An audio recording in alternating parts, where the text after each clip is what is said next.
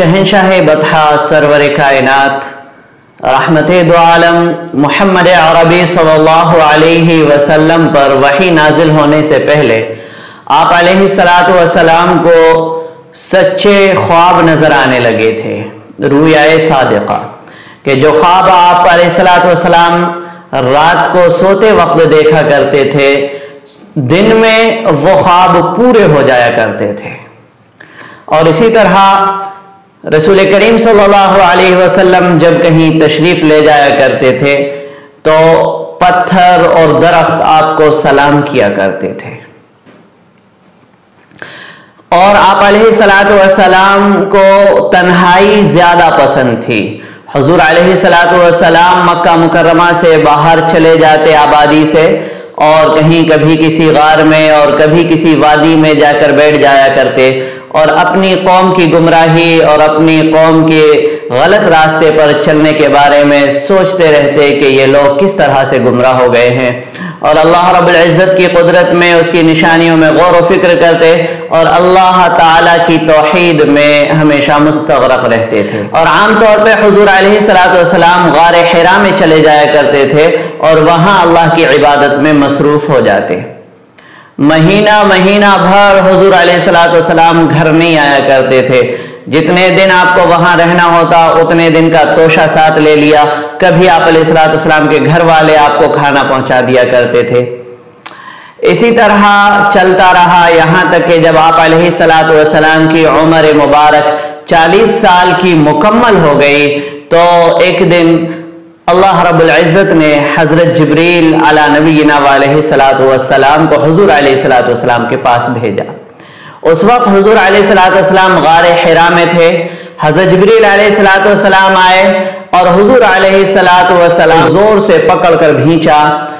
हुजूर अलैहिस्सलातु वस्सलाम से कहा कि पढ़ो। तो हुजूर अलैहिस्सलातु वस्सलाम ने फरमाया मा अना बिक़ारिन, कि मैं पढ़ा हुआ नहीं हूँ। फिर हुजूर अलैहिस्सलातु वस्सलाम को दोबारा हजरत जिब्रील अलैहिस्सलातु वस्सलाम ने जोर से दबाया, भींचा और फरमाया इक़रा, पढ़ो। हुजूर अलैहिस्सलातु वस्सलाम ने दोबारा यही जवाब दिया मा अना बिक़ारिइन, कि मैं पढ़ा लिखा नहीं हूं, मैं क्या पढ़ूं।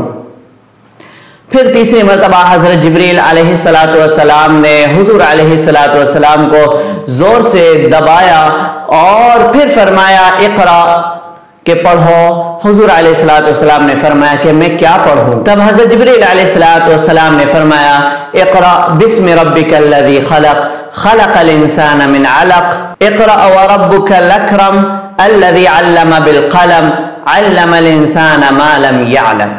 फिर जब हज़रत जिब्रील अलैहिस्सलातु वस्सलाम चले गए तो रसूल करीम सल्लल्लाहु अलैहि वसल्लम घबराए हुए अपने घर वापस आए और हुजूर अलैहिस्सलातु वस्सलाम ने हज़रत खदीजा से सारा मामला बयान किया। हज़रत खदीजा रज़ी अल्लाह ताला अन्हा ने रसूल करीम सल्लल्लाहु अलैहि वसल्लम को तसल्ली दी और फरमाया कि अल्लाह रब्बुल इज़्ज़त आपको बर्बाद और हलाक नहीं करेगा, क्योंकि आप सिला रहमी करते हैं, आप सच्चे और अमानतदार हैं, आप गरीब लोगों के काम आते हैं, आप मेहमान नवाजी करते हैं, अल्लाह ताला आपको हलाक नहीं करेगा। फिर उसके बाद हज़रत खदीजा रज़ी अल्लाह ताला अन्हा अपने चचाजाद भाई वर्क़ा बिन नौफल के पास गईं, क्योंकि वर्क़ा बिन नौफल तौरात को जानते थे और सच्चे और हक दीन की तलाश में थे। तो वर्क़ा बिन नौफल को सारा मामला सुनाया।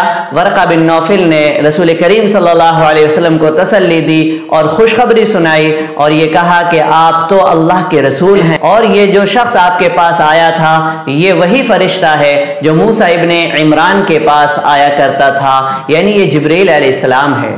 और फिर हुजूर अलैहिस्सलातु वस्सलाम से ये भी कहा कि काश मैं जिंदा रहता तो उस वक्त आपका साथ देता जब आपकी कौम आपको मक्का मुकर्रमा से निकालेगी। तो रसूल करीम सल्लल्लाहु अलैहि वसल्लम ने उनसे पूछा अव मुखरिजियहुम, कि क्या वो लोग मुझे निकालेंगे। तो हज़रत वर्क़ा बिन नौफल ने कहा कि अल्लाह रब्बुल इज़्ज़त जिसको भी नबूवत आता फरमाता है तो उसके कौम के लोग उसको उसके मकाम से निकाल देते हैं। तो आपको भी ऐसा ही किया जाएगा, आपको यहाँ से हिजरत करना पड़ेगी।